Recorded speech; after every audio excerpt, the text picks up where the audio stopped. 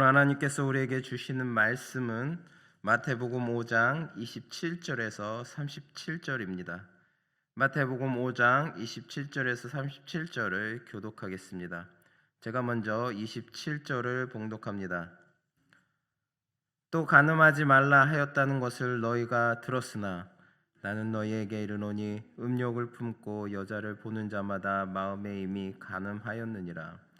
만일 내 오른 눈이 너로 실족하게 하거든 빼어내버리라. 내 백체 중 하나가 없어지고 온몸이 지옥에 던져지지 않는 것이 유익하며, 또한 만일 내 오른손이 너로 실족해 하거든 찍어내버리라. 내 백체 중 하나가 없어지고 온몸이 지옥에 던져지지 않는 것이 유익하니라. 또 일러스되 누구든지 아내를 버리려거든 이혼 증서를 줄 것이라 하였으나 나는 너희에게 이르노니 누구든지 음행한 이유 없이 아내를 버리면 이는 그로 간음하게 하며, 또 누구든지 버림받은 여자에게 장가드는 자도 간음함이니라. 또 옛사람에게 말한 바 헛 맹세를 하지 말고 내 맹세한 것을 주께 지키라 하였다는 것을 너희가 들었으나 나는 너희에게 이르노니 도무지 맹세하지 말지니 하늘로도 하지 말라. 이는 하나님의 보좌이며, 땅으로도 하지 말라. 이는 하나님의 발등상이며, 예루살렘으로도 하지 말라. 이는 큰 임금의 성이며, 내 머리로도 하지 말라. 이는 내가 한터록도 희고 검게 할 수 없음이라. 함께 읽겠습니다. 오직 너의 말은 옳다 옳다 아니라 아니라 하라. 이에서 지나는 것은 악으로부터 나느니라. 아멘. 할렐루야. 오늘도 말씀 가운데 많은 은혜 받으시기 바랍니다. 본문은 예수님께서 산상수훈을 통해 제시하신 하나님 나라의 윤리의 핵심을 보여주는 귀한 대목입니다. 서기관들과 바리새인들이 율법을 외적인 행위의 규정에만 묶어 형식적으로 해석했다는 것과는 달리 예수님께서는 율법의 기준을 마음의 중심과 내면으로 끌어올리시며 더욱 근본적이고 엄격한 기준을 제시하였습니다. 본문에서 우리는 예수님께서 간음, 이혼, 또 맹세에 대해 말씀하시며 겉으로 드러나는 행동뿐만 아니라 마음속의 생각과 동기까지도 하나님의 통치가 미치는 영역임을 분명히 가르치고 계심을 깨닫게 됩니다. 오늘 우리는 이 말씀을 통해 참된 믿음은 겉모습을 꾸미는 그런 행위의 준수가 아니라 마음 중심에서부터 우러나와야 하나님의 뜻에 순종하는 삶이 되어야 함을 되새기며 우리 자신을 성찰하는 은혜로운 시간을 갖기를 소망합니다. 오늘 본 말씀 28절에서 예수님께서는 여자를 보고 음욕을 품은 자마다 이미 마음에 간음하였느니라 라고 말씀하셨습니다. 이 말씀은 10계명 중 제7계명 간음하지 말라와 또 제10계명 탐내지 말라에 대한 해석을 담고 있습니다. 특히 제10계명인 탐심을 금하는 명령은 마음의 상태를 다루는 계명이기에 위선적인 해석으로는 지킬 수 없는 것이었습니다. 우리는 다윗 왕의 밧세바 사건에서 보듯 성적 간음의 뿌리가 결국 탐심에서부터 비롯됨을 깨닫습니다. 현대는 성적인 유혹이 범람하는 시대이기에 우리는 더욱 마음을 깨끗하게 지켜야 합니다. 그러나 예수님의 이 말씀을 오해하여 죄책감에 시달리거나 모든 성적 욕구를 무조건 더러운 것으로 치부하는 결벽증에 빠져서는 안 됩니다. 하나님께서는 우리 인간을 감정과 욕구가 없는 기계처럼 창조하지 않으셨기 때문입니다. 밥을 보면 먹고 싶은 욕구, 좋은 물건을 보면 소유하고 싶은 욕구, 그리고 마음에 드는 이성을 보면 호감을 느끼는 욕구는 인간에게 너무나도 자연스러운 것입니다. 이러한 욕구 그 자체는 선하지도 악하지도 않으며 그 욕구를 사용하는 방향에 따라 선한 것이 될 수도 있고 또 탐심과 음욕이 될 수도 있습니다. 여기서 우리는 인간의 본능적 욕구와 음욕, 즉 탐심을 명확하게 구분해야 합니다. 이성을 보고 안고 또 안고 싶은, 이성을 보고 안고 싶은 정상적인 욕구는 자연스러운 것입니다. 하지만 배우자 이외에 대상을 소유하고 싶은 욕구가 바로 우리가 경계해야 할 음욕인 것입니다. 성도 여러분, 마음에서 욕구를 느낀다고 해서 스스로를 구제불능의 죄인으로 정죄하지 마시기 바랍니다. 식욕, 소유욕, 속욕은 하나님이 주신 인간의 기본 욕구입니다. 이 욕구들을 선한 방향으로 사용하면 바로 하나님의 자녀로 훌륭하게 성장할 수 있지만, 불의하고 악한 방향으로 사용할 때 사망에 이르는 죄를 짓게 되는 것입니다. 그러므로 우리는 이 말씀을 바르게 이해하여 느끼는 욕구 그 자체와 윤리적으로 그릇된 대상을 향한 탐심을 우리는 정확히 분별해야 하겠습니다. 우리 마음 중심을 지켜나가는 은혜로운 성도가 되시길 바랍니다. 29절과 30절에서 예수님께서는 죄의 유혹을 물리치기 위한 극단적이지만 단호한 자세를 교훈하고 계십니다. 주님께서는 간음을 막기 위해 내 눈을 범하게 하는 쪽을 빼버리라 라고 말씀하시며 심체 부위를 제거하라는 그런 극단적인 비유를 드셨습니다. 이 말씀은 문자 그대로 자신의 신체를 훼손하라는 뜻이 결코 아닙니다. 하나님께서는 우리의 머리카락 하나까지도 귀하게 여기시며 상한 갈 때조차 치유하시는 분이시기에 신체를 해치는 것을 원치 않으십니다. 이 말씀의 진정한 본뜻은 죄에 대해 자신의 사지를 잘라낼 정도의 비장한 결단을 내리라는 강력한 촉구입니다. 성도 여러분, 구원은 우리가 믿음으로 거저받았지만 죄에 대해서는 우리의 결단으로 이겨내야 합니다. 죄가 우리를 주장하는 상태에 이르기 전에 우리는 수시로 죄보다 의를, 불의보다 진리를, 또 악보다 선을, 불신앙보다 신앙과 순종을 택하는 그런 결단을 내려야만 신앙의 승리자가 될 수가 있습니다. 요셉이 보디발의 아내의 유혹을 죄이기에 과감히 뿌리치고 피했던 것처럼, 또 예수님께서 겟세마네 동산에서 죽음을 앞두고 아버지의 뜻대로 되기를 죽기로 결단하셨던 것처럼, 또 믿음의 선진들을 모두 죄에 대해 단호한 신앙의 결단을 내렸습니다. 우리는 몸을 잘라내는 불구자가 되라는 것이 아니라 죄에 대해서는 죽은 자요, 하나님에 대해서는 산 자로서 늘 결단하라는 것을 기억해야 합니다. 현재 우리는 죄와 싸워 넉넉한 승리를 거두기 어려운 악함을 지니고 있지만 성령님의 도우심과 예수 그리스도의 대속 은혜를 힘입어 죄의 종이 되는 일을 피할 수 있습니다. 그러므로 성도 여러분, 다시는 자신의 음욕이나 탐심의 종으로 자신의 몸을 내어주지 않도록 죄의 유혹에 대해 늘 단호하고 비장한 신앙의 결단을 내리시는 은혜로운 삶을 살아가시기를 바랍니다. 오늘 본 말씀 31절과 32절에서 예수님께서는 당시 만연했던 이혼 문제에 대해 엄격하고 근본적인 교훈을 주고 계십니다. 주님께서는 배우자의 불륜, 즉 간음의 경우를 제외하고는 이혼할 수 없으며, 함부로 이혼하고 새 가정을 꾸리는 것은 배우자 간에 간음의 죄를 짓게 하는 것이라고 분명히 말씀하셨습니다.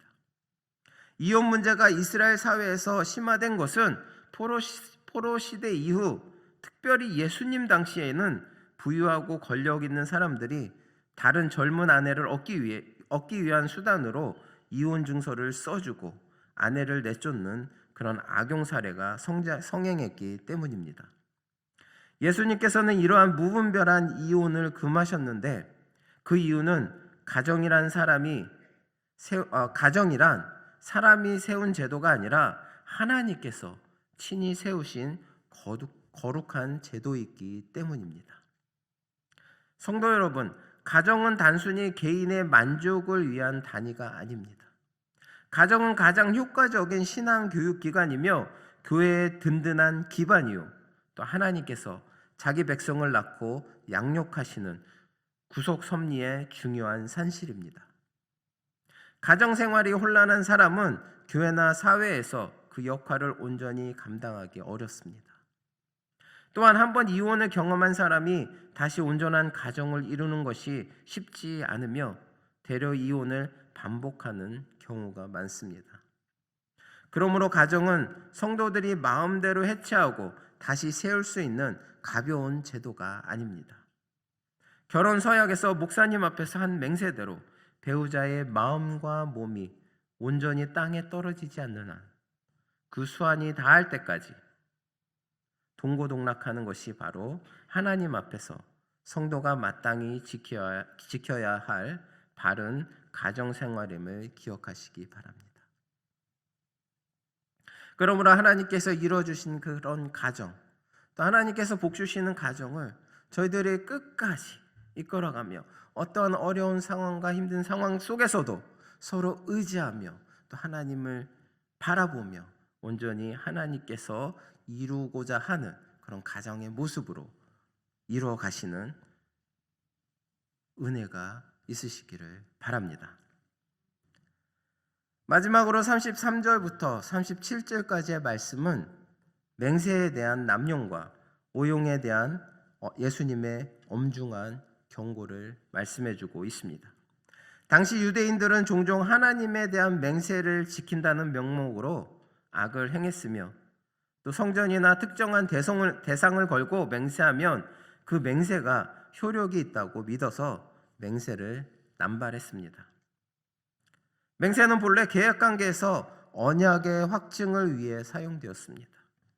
그러나 이들은 이를 경솔하게 다루었습니다. 주님께서는 심지어 하나님의 이름으로나 예루살렘 성전의 이름으로도 맹세 자체를 하지 말라라고 명령하고 계십니다. 성도 여러분, 주님 안에서 믿음으로 언약하며 맹세하는 것은 선한 일일 수 있습니다.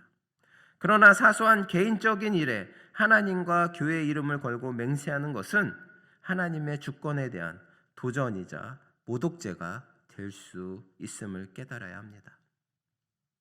예수님께서 그 이유를 36절에 내가 한 터럭도 희고 검게 할 수 없음이라 라고 설명하셨습니다. 모든 생사화복의 결정권자가 하나님이시기에 하나님께서 어떻게 섭리하실지 모르는 상황에서 맹세하는 것은 불신앙과 불순종의 죄가 됩니다. 또한 이는 하나님의 주권을 무시하는 신성모독죄가 됩니다. 우리 인생이 하룻밤 사이에 어떻게 될지 모르는 존재이기 때문에 우리는 오직 하나님의 섭리에 순종하며 살아가야 합니다. 그러므로 성도들은 함부로 맹세하는 일을 피하고 대신 하나님께 간구하며 그 섭리를 순종해야 합니다. 오늘 우리가 처한 현실에서 하나님의 뜻이 무엇인지 분별하고 또 그릇된 것은 그릇하고 옳은 것은 옳다고 말하는 정직함을 유지하시기 바랍니다. 맹세는 마치 자신이 세상의 일과 장래를 주관하시는 그런 하나님과 같은 존재라고 자랑하는 것과 같습니다. 내가 하나님을 안 믿고 내 주먹을 믿는다라고 많이들 그런 얘기들도 하시잖아요. 그런 것 같아요. 하나님을 믿지 않고 나 자신을 믿는다라는 것과 같습니다. 그렇기 때문에 우리는 맹세하는 말을 조심해야 합니다. 우리가 진정으로 하나님을 온전히 의지하고 하나님을 믿고 있다면 이 맹세하는 것에 대한 위험성을 또 그것에 대한 불순종과 또 불신앙의 죄라는 것을 깨달으시기 바랍니다. 우리는 다만 하나님의 나라와 그의 의를 먼저 구함으로써 하나님께서 우리를 선한 길로 인도해 주시기를 바랄 바랄 뿐이어야 합니다. 그것이 참으로 하나님께서 저희들을 통한 참 하나님의 자녀로서의 삶인 것입니다. 진정으로 함부로 맹세하는 일 없이 온전히 하나님께서 우리를 선한 길로 인도해 주시기를 항상 바라며 하나님을 온전히 의지하는 저나 여러분 되시기를 바랍니다. 말씀을 마무리합니다. 이제까지 살펴본 말씀은 예수님께서 하나님 나라의 백성에게 요구하시는 새로운 윤리의 기준을 세 가지 신뢰를 통해 명확히 가르쳐 주셨습니다. 바로 간음과 이혼과 맹세를 통해 우리에게 하나님 나라의 윤리를 가르쳐 주셨습니다. 말씀의 서두에 비유하셨듯이 예수님께서 물려받으신 유대 사회는 국가적으로나 영적으로나 가장 어려운 시기였습니다. 인본주의 풍조가 만연하여 서로 미워하고 비판하며 이혼이 성행하고 종교 지도자들마저 하나님의 이름을 빙자하여 불의를 행하는 영적 빈곤 상태였습니다. 이처럼 망해가는 공동체의 정권을 계승한 지도자와 같이 예수님께서는 그 시대에 가장 엄중하고 단호하게 하나님의 나라의 새로운 법과 윤리를 선포하신 것입니다. 사랑하는 성도 여러분, 이 단호한 가르침의 핵심은 바로 이것입니다. 아브라함의 후손이라는 혈통적 의식이 아니라 하나님의 율법이 요구하는 신앙과 윤리를 마음 중심에서부터 온전히 행할 때만이 진정한 하나님의 백성으로 설 수 있다는 것입니다. 우리가 주님께 택감 받았다는 사실만으로 안주해서는 안 됩니다.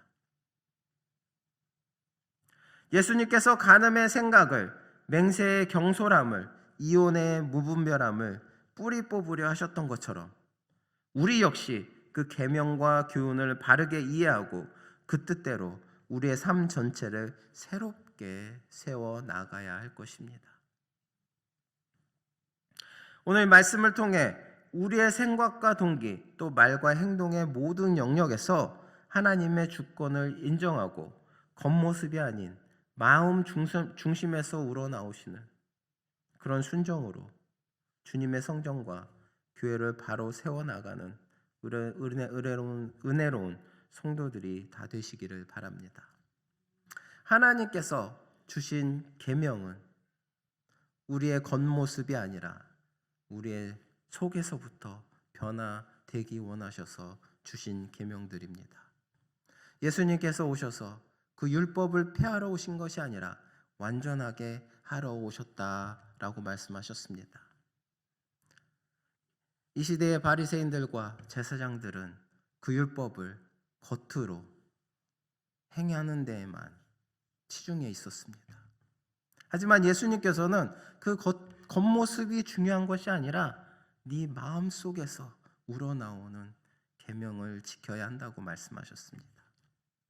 저나 여러분들도 진정으로 겉모습에 너무 치우치는 것이 아니라 진정으로 마음으로 하나님께서 말씀하시는 주신 그 계명을 지켜서 더욱더 하나님의 자녀로서 살아가기에 부족함 없는 삶을 살아가시기 바랍니다. 기도하시겠습니다. 사랑과 은혜가 충만하신 하나님 아버지, 오늘 주님의 엄중하신 말씀을 통해 하나님 나라의 거룩한 윤리 기준을 다시 새기게 하시니 감사합니다. 간음의 생각, 또 무분별한 이혼, 경솔한 맹세에 대해 주님께서 요구하시는 마음의 중심과 단호한 결단을 묵상합니다. 주님, 저희가 세상의 혼란 속에서도 혈통이나 외식이 아닌 주님의 계명대로 삶을 세워가는 진정한 백성이 되게 하여 주시옵소서. 성적 탐욕과 세상 유혹을 물리치고 죄에 대해서는 죽은 자요 하나님께 대해서는 산 자로 살아가게 하시며 주님이 세우신 가정을 끝까지 거룩하게 지키는 헌신을 주시옵소서. 저희가 연약함을 고백하오니 성령님의 도우심과 대속은혜로 날마다 주님의 뜻을 분별하며 순종의 결단을 내리게 하여 주시옵소서. 이 모든 말씀이 삶의 기준이 되어 주님이 다시 오실 그날까지 성결하게 살아가게 하여 주시옵소서. 모든 말씀 예수 그리스도의 이름으로 기도드립니다. 아멘.